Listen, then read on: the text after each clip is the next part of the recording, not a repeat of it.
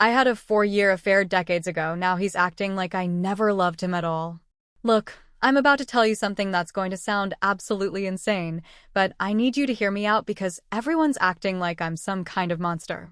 And honestly, I'm starting to lose my mind over this whole thing. I'm Sarah, I'm 51, and up until 3 months ago, I thought I had the perfect life. Like, seriously perfect. 33 years of marriage to the same man.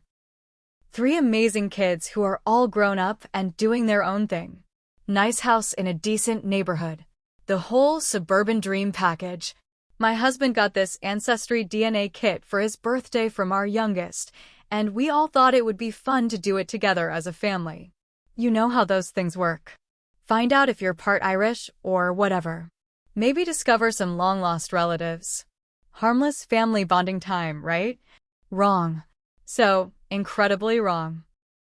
I should probably back up and give you some context about our family dynamic. My husband, he's always been the quiet type, you know, the kind of guy who goes to work every day, comes home, watches his shows, doesn't cause any drama. Honestly, sometimes I felt like I was married to a piece of furniture. Not that I'm complaining, steady is good, right? But between you and me, there were times over the years where I felt like I was doing all the emotional heavy lifting in our relationship. Planning every family event, managing our social calendar, making sure we looked good as a couple. He just coasted along while I kept everything running smoothly. Our kids are great though. 2 daughters, 29 and 26, and our son, who just turned 22. The girls both live in the city now, doing their career thing, and our son's still figuring out what he wants to do with his life. Normal family stuff. They've always been daddy's girls, though, which used to annoy me a little if I'm being honest. Like, I'm the one who handled all their school stuff, their friend drama, their everything. But somehow, he's the hero who gets all the credit for being the fun parent. Whatever. That's ancient history now. So anyway, we all did these DNA tests, thinking it would be this cute family project. My husband was especially excited because he never knew his biological father. His mom remarried when he was little, and that's the only dad he ever knew. He thought maybe the test would give him some answers about that side of his family. Sweet, right? God, if we had known what was coming, we would have thrown those stupid kits in the trash. The results took about 6 weeks to come back, and the kids got theirs first. I remember they were all gathered around one of their laptops in our living room, comparing their results and laughing about random percentages of this and that ethnicity. I was in the kitchen making dinner, half listening to their chatter, when everything went quiet. Like, dead silent. That's when I knew something was very, very wrong. I walked into the living room, and all 3 of them were staring at the computer screen with these weird expressions on their faces. My stomach started doing flips because I could tell by the way they were looking at each other that they had discovered something they weren't supposed to know. My oldest daughter looked at me with this expression I'd never seen before. Like she was seeing me for the first time and didn't like what she was looking at. That's when she told me. The DNA results showed that she and her sister weren't genetically related to their father at all. 0 shared DNA between them and him. Our son matched perfectly, but the girls, nothing. They might as well have been complete strangers based on those results. I literally felt the floor drop out from under me. Everything started spinning, and I couldn't breathe properly. All I could think was that this wasn't supposed to happen. This wasn't how this was supposed to go. We were supposed to find out we were part Scottish, or something fun like that, not blow up our entire family with one stupid test that nobody needed to take in the first place. The kids were all staring at me, waiting for some kind of explanation, and I just stood there like an idiot with my mouth hanging open. What was I supposed to say? How do you explain something like that? So I did what any normal person would do. I screamed and ran to my bedroom and locked the door. I know how that sounds, but you have to understand, I was in complete shock. This was supposed to be our little family science experiment, not some kind of episode of a daytime talk show. I needed time to think, to figure out how to handle the situation without destroying everything we'd built together as a family. Because here's the thing nobody seems to understand. I never wanted anyone to get hurt by this, ever. I stayed locked in that bedroom for 2 hours. And let me tell you, those were the longest 2 hours of my entire life. I kept hoping maybe I'd heard wrong. Maybe there was some kind of mistake with the test results. Maybe this was all just a bad dream I was going to wake up from. But deep down, I knew exactly what those results meant. And I knew I was about to have to confess to something I thought I'd never have to talk about again. The whole time I'm sitting on my bed, trying not to hyperventilate, I kept thinking about how unfair this whole situation was. Like, why now? Why, after all these years of having a perfectly good family and a perfectly good marriage, did this have to come out? Nobody was getting hurt by not knowing. The girls love their dad. He loves them. We've been happy. What's the point of destroying all that over something that happened when I was barely 30 years old? But I could hear them all talking in the living room, and I knew there was no way around this. I had to come clean about everything, even though every part of me wanted to just pack a bag and disappear forever rather than face what was coming next. So I finally unlocked the door and walked back out there.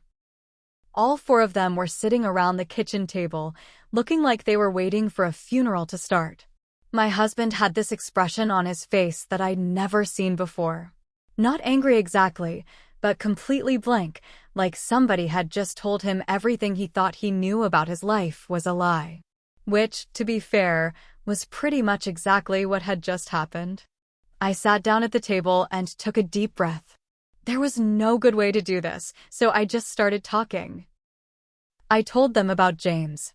He used to live 3 houses down from us back when we first moved to Oakville. Nice guy, friendly, the kind of neighbor who'd help you move furniture or jump your car battery if you needed it. He and my husband actually got along really well. They'd hang out in the garage, working on projects, watch games together, normal guy stuff. The affair started about 4 years into our marriage. I don't even remember exactly how it began, just that it did. One thing led to another, and before I knew it, we were meeting up whenever we could find time alone. My husband was working long hours back then, trying to establish himself in his career, and I was home with a toddler and feeling pretty isolated and lonely. James was just there, available and interested and paying attention to me in a way that felt good. It went on for 4 years. For years of sneaking around, making excuses, living this double life that honestly became almost normal after a while. The girls were both born during that time, and yes, I knew there was a chance they might not be my husband's biological children, but I also knew there was a chance they were. It wasn't like I was keeping track of dates or anything scientific like that. I was just living my life and hoping for the best. The affair ended when James got a job transfer and moved to Riverside. No dramatic breakup, no big emotional scene. He just left. And that was that. I decided it was a sign that I should focus on my marriage and my family. So that's what I did. I threw myself into being the best wife and mother I could be. And honestly, I think I succeeded. We had good years after that. Really good years. I never told anyone about any of this because what would have been the point? James was gone. It was over. And bringing it up would have just hurt people unnecessarily. My husband didn't need to know. The girls didn't need to know. Nobody needed to know. Some things are better left buried, But sitting at that kitchen table with all of them staring at me, I had to explain all of this. I had to watch my husband's face change as he realized that 2 of the children he'd raised from birth, 2 of the people he loved most in the world, weren't actually his biological daughters. I had to watch my girls process the fact that the man they'd called dad their entire lives wasn't their real father. The whole time I'm talking, I kept emphasizing how much I loved all of them, how the affair didn't mean anything compared to our family, how I'd chosen to end it and focus on what really mattered. I told them about all the wonderful years we'd had together, all the memories we'd made, all the love we'd shared. None of that was fake or meaningless just because of some biology results. I also made sure to mention that James had died a few years ago, so it wasn't like this was going to complicate things by having him suddenly show up wanting to be involved in the girls' lives. That chapter was completely closed. My husband just sat there the entire time, not saying a word. The girls were crying. Our son looked like he was in shock. And I felt like I was talking to a room full of strangers instead of my own family. By the time I finished explaining everything, I was crying too, begging them to understand that this didn't change anything about how much I loved them or how good our life together had been. But looking at their faces, I could tell that, as far as they were concerned, everything had already changed. After I finished explaining everything, the silence in that room was deafening. Nobody knew what to say. Nobody knew how to react. And honestly, I was starting to get a little frustrated with how everyone was acting like this was the end of the world or something. My husband finally spoke, and his voice sounded different somehow, flat and cold in a way I'd never heard before. He asked me if I was sure the girls weren't his, and I had to explain that yes, based on the DNA results, I was sure. He asked me how long I'd suspected this might be the case, and I told him the truth. That I'd always known it was a possibility, but had hoped it wouldn't matter. That's when he really lost it, not screaming or yelling, which honestly might have been easier to deal with, but this quiet kind of fury that was way more terrifying. He started asking me all these questions about the timeline, about specific dates and events, trying to piece together exactly when everything happened and how long I'd been lying to him. And that's where I think he was being completely unfair, because I wasn't lying exactly. I was just not bringing up something that didn't need to be brought up. There's a difference between actively deceiving someone and just not volunteering information that's going to hurt them unnecessarily. I mean, what was I supposed to do? Sit him down one day and say, "Hey, just so you know, there's a chance 2 of our kids aren't actually yours biologically, but don't worry about it because I love you and we're happy." That would have been cruel. The girls kept looking back and forth between me and their dad, and I could tell they were trying to process everything. My oldest daughter asked me if I ever planned to tell them the truth, and I explained that I hadn't seen the point in disrupting everyone's happiness over something that happened so long ago. She got this look on her face like she thought I was being selfish, which really hurt because everything I did was to protect this family. Our son was just sitting there, not saying anything, and I could tell he was feeling weird about being the only one who was definitely his father's biological child. I tried to reassure him that this didn't change anything about how we felt about his sisters, that biology doesn't determine love, but he seemed pretty shaken up by the whole thing. The worst part was watching my husband's reaction, though. He kept asking me questions about James, about what our relationship was like, about why I stayed with him for 4 years if it didn't mean anything.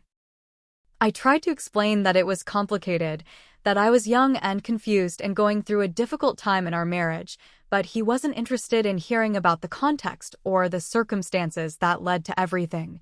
He also kept fixating on the timeline, trying to figure out exactly when each of the girls was conceived and whether there was any chance they could still be his biological children. I had to keep explaining that, based on the DNA results, there was no chance, and I could see him getting more and more devastated every time I confirmed it. Then he started asking me about other things, whether there had been other affairs, whether anything else about our marriage was a lie, whether he could trust anything I'd ever told him. That's when I started getting defensive, because he was acting like I was some kind of serial cheater or pathological liar when this was literally one situation from decades ago that I'd handled the best way I knew how. I reminded him about all the good years we'd had together, all the ways I'd been a devoted wife and mother, all the times I'd supported him and put our family first. I told him about how I'd ended the affair on my own because I realized what really mattered to me. I explained that keeping this information private had been about protecting everyone, not about being deceptive or manipulative. But he wasn't hearing any of it. He kept acting like everything good about our marriage was somehow fake now, like 33 years of building a life together meant nothing because of something that happened in the first few years when we were both still figuring out how to be married. The girls tried to reassure him that he was still their father no matter what, that they loved him, and this didn't change anything about their relationship with him. I was grateful for that, because at least someone in the room was being reasonable about the situation. But even their support didn't seem to help him process what he was feeling. By the end of the night, he told me he needed me to leave for a while so he could think. Just like that, after 33 years of marriage, I was supposed to pack a bag and go stay somewhere else because he couldn't handle the truth about something that happened before most people even own cell phones. I asked him how long he needed, and he said he didn't know. I asked him if we could talk about this in counseling, and he said maybe, eventually, but not right now. I asked him what I was supposed to tell people about why I was suddenly staying at my sister's house, and he said that was my problem to figure out. So that's how I ended up loading a suitcase into my car at 10 o'clock at night, driving across town to my sister's place, trying to explain to her why my husband had kicked me out of my own house over something that happened literally decades ago. The whole situation felt completely surreal and totally unfair. Living at my sister Emily's house has been absolutely miserable. And honestly, I'm getting tired of everyone acting like I'm the only one who did anything wrong in this situation. Emily keeps giving me these looks like she's disappointed in me, which is rich coming from someone who's been divorced twice and can't keep a relationship together for more than 2 years. But the worst part is how my husband is handling all of this. I've tried calling him, texting him, showing up at the house to talk, and he acts like I'm some kind of stranger he doesn't want to deal with. When I do manage to get him on the phone, he's cold and distant and acts like everything I say is some kind of manipulation attempt. What really gets me is how everyone's reacting like this affair was some kind of ongoing betrayal instead of something that ended decades ago. I've been faithful to my husband for almost 30 years since James moved away. 30 years. But apparently, that doesn't count for anything because of something that happened when I was barely out of my 20s. And can we talk about how my husband was back then? Because everyone's painting him as this perfect victim, but the truth is, he was hardly around during those early years of our marriage. He was always working late, always tired when he got home, always too busy or stressed to pay attention to what I needed as his wife. I was home alone with a toddler most of the time, feeling isolated and unappreciated. And when James started paying attention to me and making me feel valued, it felt like what I deserved. I'm not saying the affair was right, but context matters. I wasn't some cheating wife sneaking around for fun. I was a lonely woman whose husband wasn't meeting her emotional needs, and I found comfort with someone who actually seemed to care about me as a person. The fact that it lasted 4 years should tell you something about how neglected I was feeling in my marriage during that time. But try explaining that to anyone now, and they act like I'm making excuses instead of providing important context for my decisions. My sister keeps telling me I need to take accountability for what I did. But what does that even mean? I ended the affair. I focused on my family. I've been a good wife and mother for 3 decades since then. How much more accountable can I be? The really frustrating part is watching how my husband is getting all this sympathy from everyone while I'm being treated like some kind of pariah. Our mutual friends keep reaching out to him to check on how he's doing, bringing him casseroles and offering to help with yard work or whatever. Meanwhile, I'm living in my sister's guest room, being lectured about honesty and commitment by people who have no idea what it's like to be in a long-term marriage. He's also been meeting with some therapist, which honestly feels like another way to avoid dealing with our problems together. Every time I suggest couples counseling, he says he's not ready for that yet and needs to process his own feelings first. But how long is that supposed to take? It's been 3 months already, and if anything, he seems to be getting more distant instead of working toward forgiveness.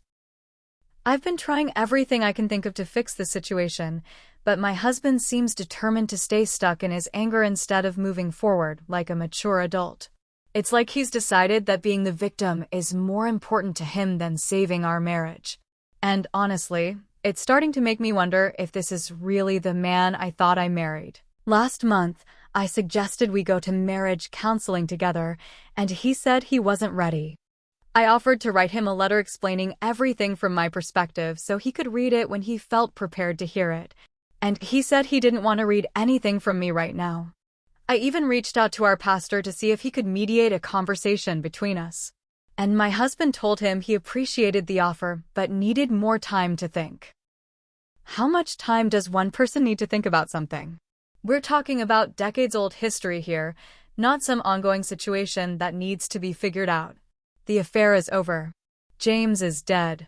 Our kids are adults who love their father regardless of biology. And we have a whole life together that's worth preserving. But apparently, none of that matters as much as his need to punish me for something I can't change. The worst part is how he's been handling things with our social circle. Word has gotten out about our separation because, obviously, people notice when a married couple stops appearing places together, and the way he's been discussing our situation makes me sound like some kind of monster. I found out from Emily that he told our neighbor Lisa the whole story, and now she's been giving me dirty looks when I drive through the neighborhood. He also apparently told his brother everything, because now his whole side of the family has been treating me differently. His sister used to text me regularly, and now I'm lucky if I get a response when I reach out to her. It's like he's systematically turning everyone against me instead of trying to work through our problems privately like mature married adults do. Meanwhile, our kids are getting tired of being caught in the middle of this drama. My youngest actually told me last week that maybe I should consider giving Dad more space because he's really struggling with trust issues. Trust issues? After 30 years of faithful marriage following one mistake from when I was practically a child? But here's what really gets me. I've been watching him from a distance, and he seems to be doing just fine without me. Better than fine, actually. He's lost weight. He's been more social. He's picked up new hobbies, and according to our mutual friends, he seems more relaxed and happier than he's been in years. So much for being devastated and needing time to heal, right? It's almost like this whole situation has given him an excuse to end our marriage without having to take any responsibility for his own role in our problems.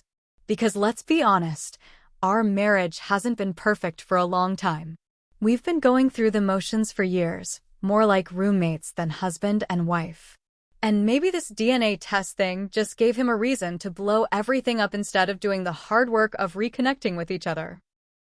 Well, it's been 6 months now since this whole nightmare started, and I have to say, the way things have turned out is absolutely not what I expected or deserved. My husband filed for divorce 3 months ago, and apparently, he's been planning this whole thing a lot more carefully than I gave him credit for. Turns out all that thinking time he needed was actually time to meet with lawyers and financial advisors and figure out how to completely screw me over. The divorce proceedings have been brutal, and not just financially. He hired some shark of an attorney who's been digging into every aspect of our marriage, trying to paint me as this deceitful, manipulative person who can't be trusted. They've been requesting bank records, phone records, social media history, everything they can think of to build a case that I've been dishonest about other things too. And the crazy thing is, they actually found stuff. Not affairs or anything like that, because I'd been completely faithful since James, but little things I'd forgotten about, like how I opened a credit card a few years ago and didn't tell him about it right away, or how I'd sometimes tell him I was going to lunch with girlfriends when I was actually going shopping by myself. Normal stuff that every married person does, but now it's all being used as evidence that I'm fundamentally deceptive. The worst part is how our kids have been reacting to all this. At first, they were trying to stay neutral and maintain relationships with both of us, but as more details have come out during the divorce process, they've been pulling away from me. My oldest daughter actually told me she's disappointed in how I've handled everything and thinks I should have been more honest from the beginning, but apparently, my perspective on the situation doesn't matter to anyone. Even Emily has been making comments about how I need to own my mistakes and accept responsibility for the consequences of my choices. Easy for her to say when she's never had to navigate a complicated marriage or make difficult decisions about what information to share and what to keep private. The really infuriating part is watching how everyone has been treating my husband throughout this whole process. He's gotten so much sympathy and support, like he's some kind of saint who was married to a monster for 33 years. People have been bringing him meals, inviting him to social events, checking on his well-being, while I've been basically ostracized from our entire social circle. Last month, I found out that he's been seeing some woman he met through his hiking group, apparently. When I confronted him about it, he had the nerve to tell me that it wasn't any of my business what he did with his personal life since we were separated. But the divorce isn't even final yet, and he's already moved on. Like our entire marriage meant nothing to him. The woman is younger than me, of course, probably never been married, definitely doesn't have kids, and from what I've heard, she thinks his whole starting over after betrayal story is incredibly romantic. She has no idea what it's actually like to be married for decades, to navigate the complexities of raising children and managing a household, and keeping a relationship together through all the challenges that life throws at you. 2 weeks ago, I was at the grocery store when I saw them together, him and his new girlfriend, laughing and holding hands like teenagers, looking happier than I'd seen him look in years. He saw me too, and for just a second, our eyes met across the produce section. I expected to see some kind of recognition there, some acknowledgement of everything we'd shared together, some hint of sadness about how things had turned out. Instead, he just looked right through me like I was a complete stranger, then turned back to his girlfriend and said something that made her laugh. That's when it really hit me that this was actually over not just the marriage, but any chance of salvaging anything positive from 33 years of building a life together. He'd completely written me off, erased me from his story, and moved on like I'd never mattered to him at all. Standing there in that grocery store, watching my husband start a new chapter of his life with someone who would never understand what we'd been through together, I realized that maybe I'd been wrong about a lot of things. Maybe the affair had mattered more than I thought it did. Maybe keeping it secret for all those years had been a bigger betrayal than I understood. But even now, even seeing how everything has turned out, I still don't know what I was supposed to do differently. I still think that sometimes protecting the people you love means keeping painful truths to yourself. I still believe that 30 years of faithful marriage should count for something, even if it was built on a foundation that wasn't completely honest. The problem is, none of that matters anymore. Because while I was trying to protect everyone from the truth, he was falling in love with someone else's version of honesty. And now I'm the one who has to live with the consequences of choices I made when I was too young to understand what they would cost me decades later.